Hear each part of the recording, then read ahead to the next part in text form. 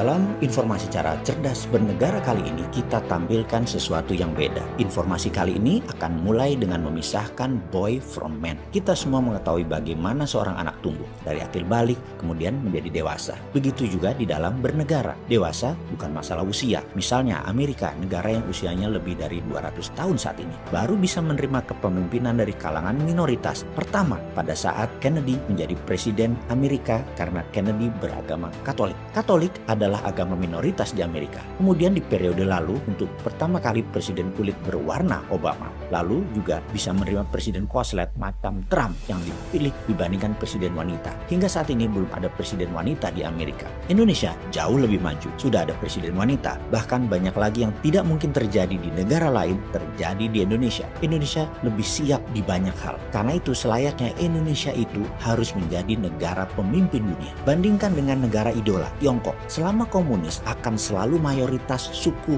Han yang pasti-pasti jadi pemimpin. Catatan, negara Tiongkok tersebut baru terbentuk, People Republik tersebut belum ada 100 tahun. Kemudian sebuah prediksi gila dari si Sontoloyo ini yang berani mengatakan Tiongkok akan menjadi negara demokrasi terbesar di dunia, di mana di tahun 2030 ke atas Tiongkok akan mengadopsi demokrasi karena kalau tidak akan ditekan ekonominya oleh dunia. Akan ada pemilihan demokratis di tingkat wali kota dan gubernur di sebuah wilayah. Walaupun ketat pesanan dari Politbiro di atasnya, tapi demokrasi pasti diadopsi oleh Tiongkok. Itulah pesan Trump kepada Tiongkok saat ini. Berkali-kali saya katakan perang Tiongkok-Amerika itu bukan perang dagang biasa. Di belakangnya adalah perang ideologi antara komunis dan demokrasi. Di antara perang otoritarian dan liberalisme. Kalau kapitalisme bagaimana? Cina mengadopsi kapitalisme namun bukan kapitalisme murni. Kapitalisme globalis yang dianutnya. Dan ini sesungguhnya membuat disparitas perbedaan mencolok antara swasta dan negara, kaya dan miskin. Tersistem untuk hanya sebagian saja yang kaya, yang bisa negara kontrol saja yang harus kaya. Kita akan rincikan bahayanya mengapa jangan sampai Indonesia mengadopsi prinsip tersebut. Di sini kalau sahabat pemakan buku dalam tanda petik, tukang baca, dan punya grup diskusi yang dalam akan mulai memahami bahwa beda kapitalisme modern yang terjadi di banyak negara dengan kapitalisme murni di bawah das kapital Karl Marx. Pemurnian ajaran kapitalisme yang sebenarnya. Nah, buku Karl Marx kan pegangan ideologi komunis. Itu kapitalisme murni. Pertanyaan sekarang, berapa kali kalian baca Das Kapital buku tadi? Belum pernah. Belum pernah kok komen sih. Ilmu kok katanya sih. Kalau kelola negara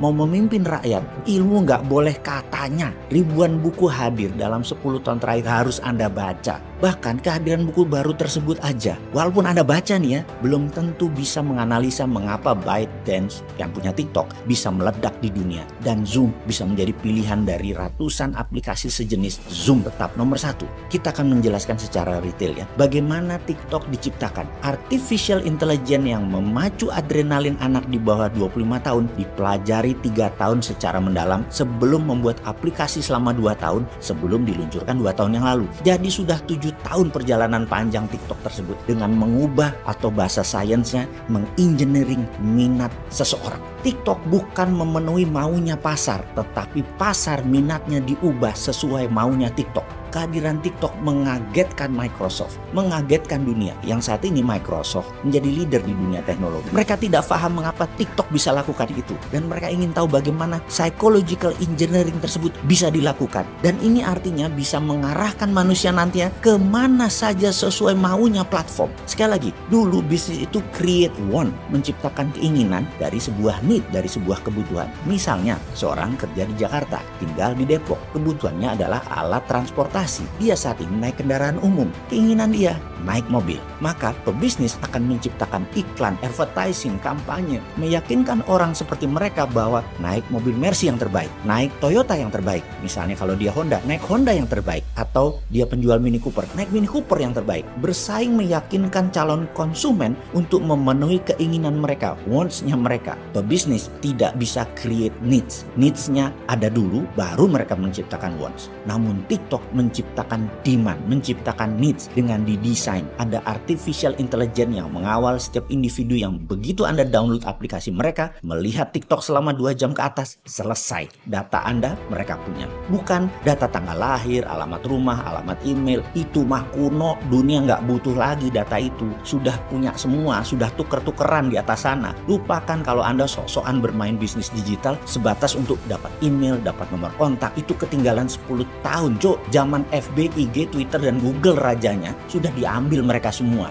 Sekarang yang diambil psychological faktornya seperti minat, passion, interest, fokus, harapan, impian, kemarahan, kerinduan, cinta. Semua kebaca. Oleh karena itu banyak negara TikTok dianggap alat intelijen dan itu benar. Sayangnya ya, hal seperti ini di negara kita banyak yang nggak paham. Termasuk pejabatnya, termasuk masyarakatnya. Ya karena nggak pernah baca buku, nggak pernah diskusi, nggak ada yang minat. Dan itulah untungnya. Semua menjalankan bisnis, menjalankan kehidupan di Indonesia sederhana. Persis tak berubah selama 20 tahun terakhir. Atau bahkan mungkin 40 tahun terakhir. Sama. Kembali ke tema di awal tentang kapitalisme. Kita akan purifikasi kapitalisme di Indonesia dalam pemahaman. Agar jangan menjadi negara ke arah otoritarian dan elitis kapitalis ala komunis. Kita negara demokrasi Pancasila, bernegara ya ala Pancasila. Cocok dengan apa yang terlahir di atas bumi, kekayaan di dalam bumi Indonesia. Cocok dengan budaya ribuan tahun peradaban Nusantara tanpa perlu budaya impor. Semua terkandung di dalam ekonomi Pancasila, bernegara Pancasila. Karena ekonomi Pancasila adalah satu-satunya sistem yang menjalankan purifikasi kapitalisme. Ada yang minat lebih paham tentang beginian, yang akan membuat Indonesia menjadi man,